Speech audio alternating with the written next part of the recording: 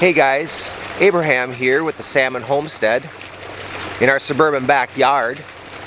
Today is the day that I'm going to be starting to make rhubarb wine. So in today's process, I'll be taking apart the rhubarb, so pulling the rhubarb out, cutting off the part that's near the ground and then the part that holds the leaf part. And then I'll be cutting into about 1-inch squares. Have rinsed it already as well. Put it into my ale pail, my clean pails that I use for making wine and other fruity things. We're going to add some water, and we're also going to add some lemon, and you know what, we're also going to add we'll have to see what I have in the pantry, either almond extract or vanilla extract to it as well. So let's get started in making that. And right down below me here is one of our rhubarb plants. Let me give you a closer look at that rhubarb plant. Right there it is. So here we go. Let's get to it.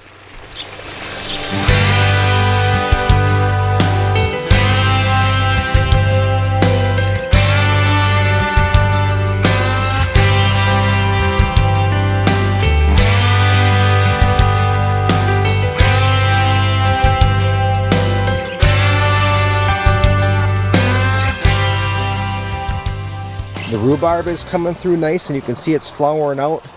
I'm going to pull that, and I think I'm going to chop it up and make some wine.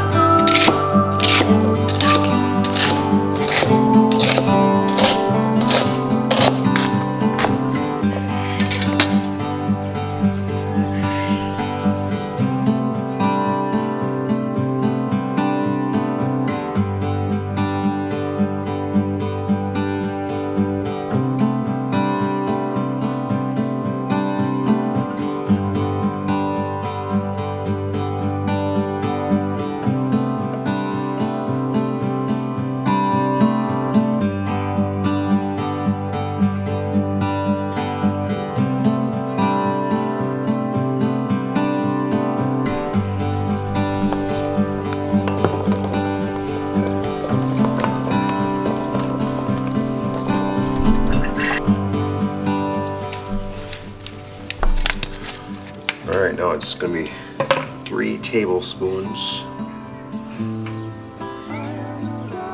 per batch. I have 4 batches. So I'm going to count here.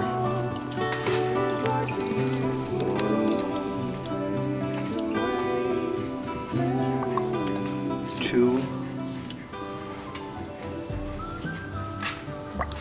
3,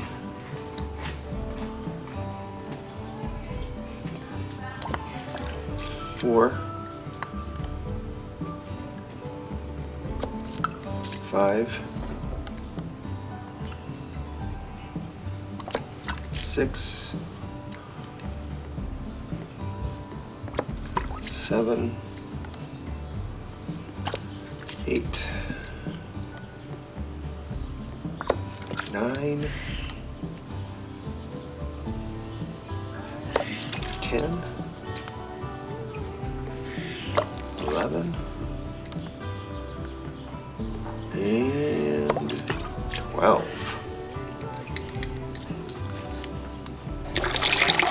4 quarts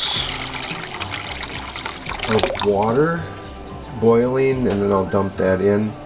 That's per batch, so I'll need to do that 4 times. Alright, so it's not a rolling boil. Whoa! But you saw initially the bubbles coming up there, so that is getting dumped into the pail, and then I'll do another round.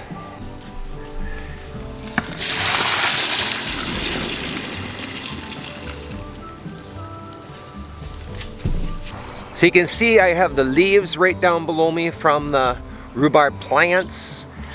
Everything's into the pail, skimming and stirring in the pail for about 3 days, the rhubarb, and then when we come back to the next main thing, then I'll be straining that rhubarb as well. So the next step is going to be for 3 days to whirl the rhubarb, maybe squeeze the rhubarb, get out all those great juices. And then after that, it's going to be sending it into a cloth, squeezing out the juices, and then adding some sugar and yeast. All right, it's day 3. Ezekiel and I just got done straining the rhubarb and the juice through this cloth right here into another 5-gallon pail. And then because it's so sticky and I didn't have the camera set up, I just kept squeezing and just squeezed everything out. And the leftover rhubarb went to the chickens. And here is what we have in our pail now. Ezekiel stirred it all up. We added our sugar, and the last thing that we still need to add yet is our yeast. And so the yeast is getting sprinkled across the top, and then what we'll do is we'll let it be, and tomorrow we will start to skim off the top. And once we've skimmed off the top what's there, then we will give it one big stir and it will bubble up. So you do want to have space from your liquid to your top. So that's probably about 2.5 inches. So it will be about 5 to 7 days in which we'll stir each day. Before we stir, we will skim the top. We will stir it, and then we'll just cover it so that nothing can get in on this sweet smelling juice. Okay, so we are to 4 days, a little over 4 days with the sugar being added, and the stirring process, the sugar is now gone. There's no more sugar there, and so now it is time to put it into the glass jar. Let me show you the glass jar that we're going to put it into.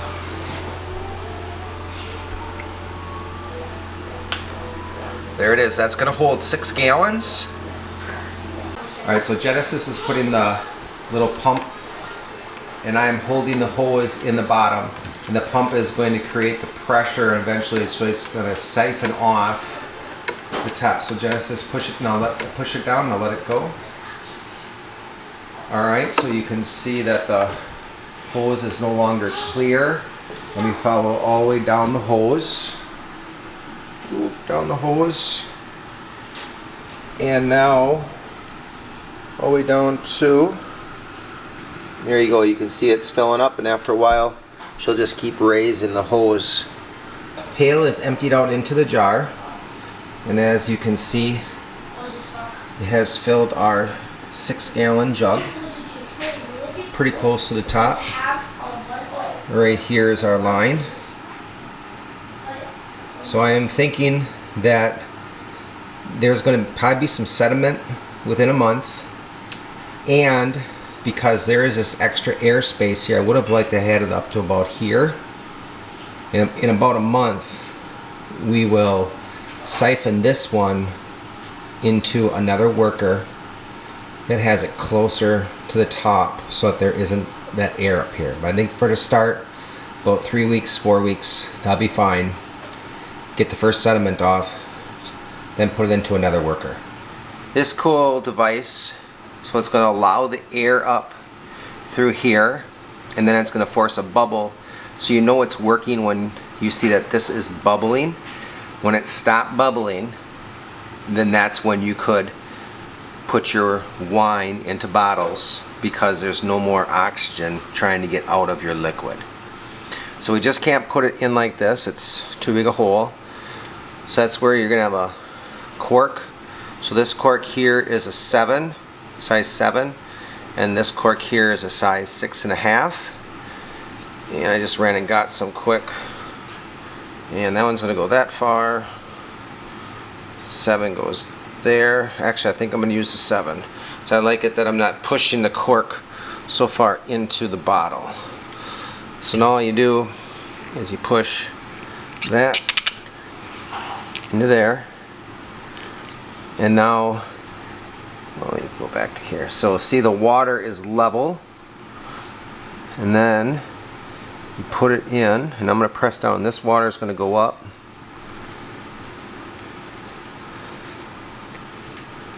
Move it back and forth like that. So the oxygen is going to come out, go into here, and bubble up to release. So there you go. Alright, 16 days has passed since I put the wine onto the worker right here. And it's almost time for me to be heading to Alaska, so by the time you guys see this, I should be up in Alaska catching some good sockeye salmon. So I thought, you know what, instead of having this as one of the responsibilities to move this on before I go, I thought, you know what, I'm going to check it. You can see the bubbling action taking place, so that's great. And I'm looking here at the top, and that's looking really good. So those two things are looking really good. But then as I'm looking down, to help me make that decision of more of should I or shouldn't I move this across or let the girls change it while I'm gone, look right here. Right here. See that little change there from here to there? That's all sediment on the bottom. And so what I have noticed in the past is if I let that sit on, I don't know, a month, maybe 2 months, it seems like it changes the taste of the wine. So what I'm going to do is I'm going to siphon it out of here into another one. And my goal also is, well, one goal is not to get the sediment on the bottom here.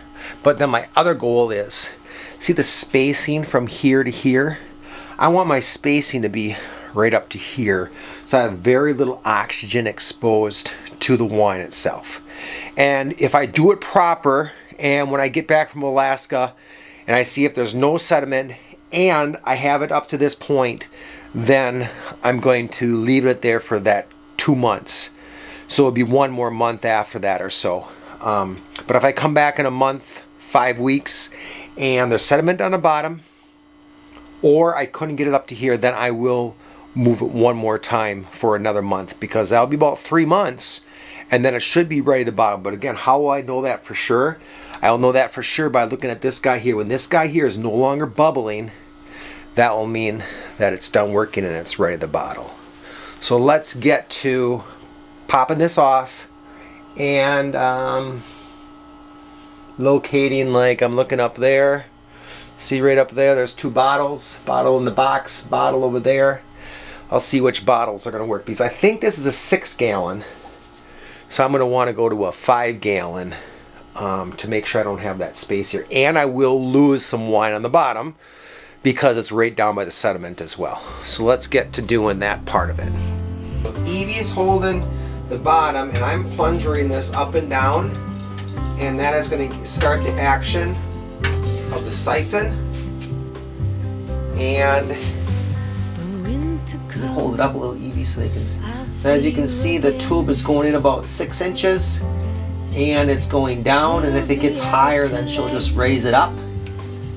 And now we're siphoning from the top, going down to the bottom, and we're getting it off the sediment.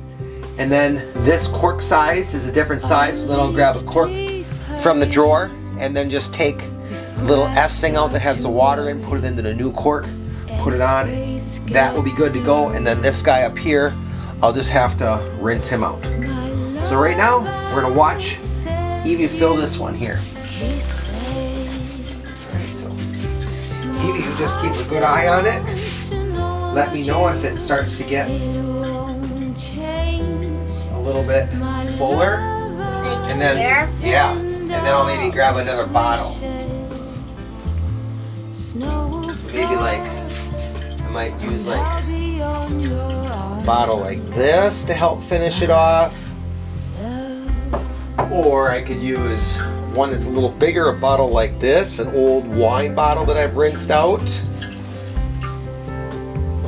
If it's really little, Evie, maybe it can use like a fancy old little wine thing, yeah. Let's do that. Well, let's fill the big one first.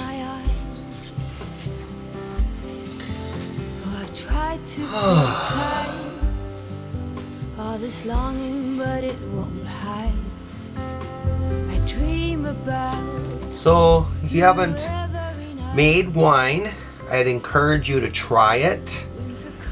Simple as grabbing yourself a gallon jug, or in this case, this one is an old Mogan David jar, and many recipes are on a gallon, and you just get yourself a stopper for that guy. Little S from a nearby wine store who's likes to sell, you know, yeast, or they might sell some things for beer making, stuff like that. They can get a hold of it. And by us, it would be called Right Brew is near us, where I can get some more materials if I need it. And yeah, just something simple like this. You maybe even having this around, or maybe you know of somebody who has it, or maybe your church has a bottle like this. And you have your pail, crush it, measure it out, and then you can make your own wine and do different testings to see which ones you like. And as you can tell, it's well, I sat down. I don't sit down too often when I'm doing during the day, and so it is relaxing, and it's pretty cool what you can make with some fruit, you know, the sugars, the yeast. You can add some water. I see I'm slowing down here. I'm gonna try and give my thing a little pump. Hold this with my knee. See if I can get this to go a little faster.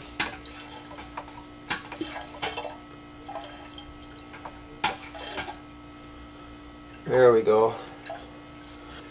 I hope I picked the right jar. We're going to know here in a little bit of time.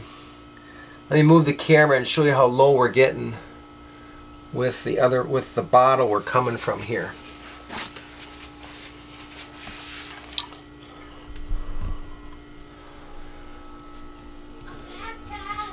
So there you can see we're probably at about 4.5 inches. That right, Dad? Yep. I'm back. Okay. Alright, so you want to make sure it doesn't fall out, but make sure it stays above the wine level. There you go, you can see the whole setup here going. There's my tube coming out here.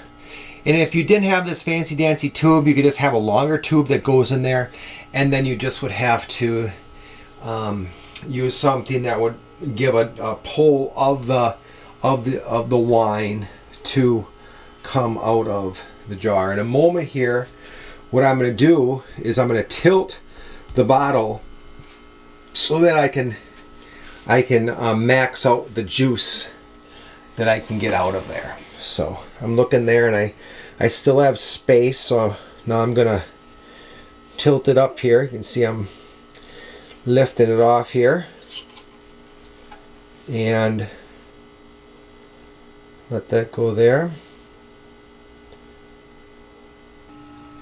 And then look at this nice height right here. It's where I wanted it, right up to the neck, so a little oxygen is going to be up there. And then if I show you this guy here, again, you're looking through glass, but you can sort of see the brown in there, and that's the sediment. The wine is about there, so I could have gotten a little bit more out of there, but I'd rather leave a little less in there so I don't get any sediment than to get some sediment that's going to go into our bottle down here, because if I hopefully did it proper, I'm not going to have to redo this till I bottle it out. Alright, Evie's picking out our cork of what we're going to use in there. Let's see if this 6.5 is going to work on here. Let's see here. You know what? I think that might work. Let's add this guy. Add this guy to it. Put our water thing back on. So let me take that out of there. Okay, I shoved the rubber cork onto a little S thing. Yep, it's going to work. See the water, how the water level is going up, and it's getting stuck in there. That's all you need. There we go. Oh, there was a bubble. I think it's starting to form right here. I think there's a bubble forming right here. Let's see. Oh yeah, it's coming around. Look, bubble. That's what we want to see, is a good bubble.